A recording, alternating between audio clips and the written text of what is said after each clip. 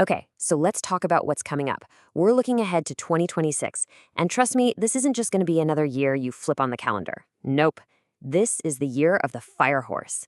And that's a big deal. It's this super rare, incredibly powerful point in a 60-year cycle that promises, well, a lot of intensity, a lot of passion, and some pretty radical change. But, okay, fire horse, radical change. What does that actually mean? And, how powerful can a simple belief really be? I mean, could a superstition be so strong that it could literally change the fate of an entire nation? Like, actually affect its population numbers? It sounds like something out of a movie, right? But believe it or not, as we're about to find out, this is a very, very real part of the fire horse story. So check this out. The last time a fire horse year rolled around was back in 1966. And in Japan, something absolutely wild happened. The national birth rate, it just plummeted.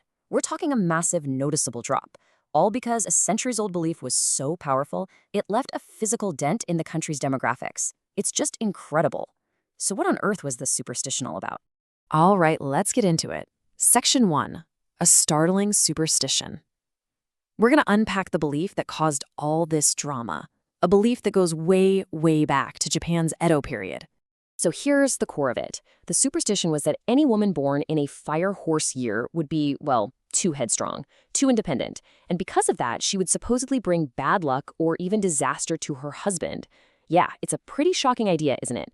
But that belief was so strong that it's exactly why families back in 1966 actively tried to avoid having kids, especially daughters, during that year. Okay, so moving on, Section 2 is all about decoding the fire horse, because to really get why it has this intense reputation, both the good and the bad, we've got to break down what the fire horse actually is in this whole cosmic system. All right, so in a lot of East Asian astrology, time isn't a straight line. It's a big circle. There's this thing called the Ganchi system, which runs on a 60-year cycle. And every single year gets its own unique signature, which is made by combining two different elements. The fire horse, it's just one of those 60 unique, and in this case, really powerful combinations. The easiest way to think about it is like a combination lock. You've got one dial with 10 heavenly stems. These are pure cosmic energies like fire, water, wood, you get the idea. Then you've got another dial with the 12 earthly branches, which are the zodiac animals you've probably heard of. A year gets its unique identity when you line up one from each side. Simple as that. So for 2026, let's look at the first part of the combo, the fire stem. And listen, we're not talking about a campfire here. This is what's called Hinoe, or Yang fire.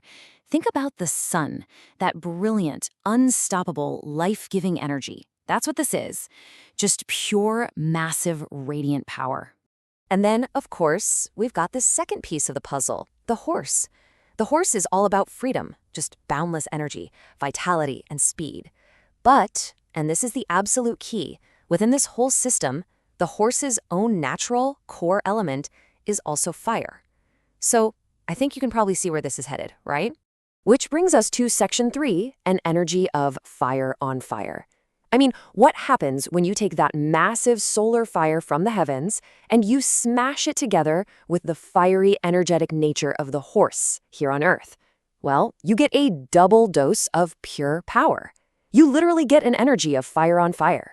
Yep, it's really that simple and that powerful. The cosmic stem is fire. The earthly branch, the horse, is also fire. Put them together and you get this incredible concentration of dynamic, passionate, super fast-moving energy. So it's really no wonder this combination has such a formidable reputation, you know? And that double fire energy is what gives the year its signature traits. We're talking about a year that's going to be defined by intense passion, by things happening really, really fast, and by the potential for some seriously big transformative changes. It's an energy that just screams leadership and has this powerful, almost unstoppable drive to just go, go, go. Okay, so Section 4, the 2026 reinterpretation. This is where the story gets really interesting.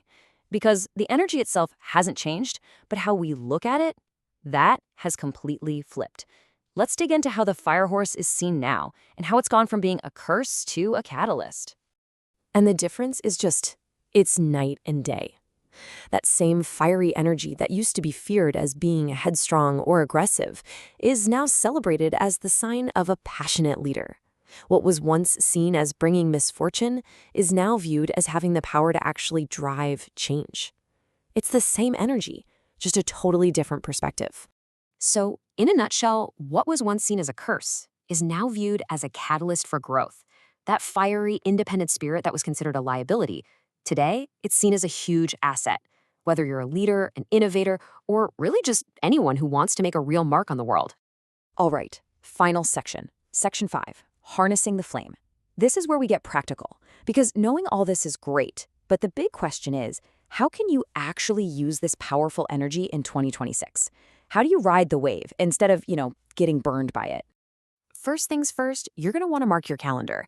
The whole thing kicks off on February 17th, 2026. And get this, in this amazing little bit of cosmic timing, that exact same day, there's also a rare annular solar eclipse. I mean, a literal ring of fire in the sky to welcome a year of fire on Earth. You can't make this stuff up. And that energy is going to be with us all the way through to early February 2027. So what's the game plan? How do you thrive in 2026? It's pretty simple. Number 1, be decisive. This is absolutely not a year for hesitation or sitting on the fence. Number 2, take bold action. This is an energy that rewards movement and courage. And number 3, and this one is super important, you've got to manage that impulsive side. The real trick is to channel all that intense fire with some careful thought, not just let it run wild. So when you boil it all down, it really comes to this incredibly intense, transformative energy of the fire horse. It's coming. It's right there on the horizon. So the real question isn't if it's coming, but what are you going to do when it gets here? Are you going to be ready to harness that power and ride that amazing wave of transformation?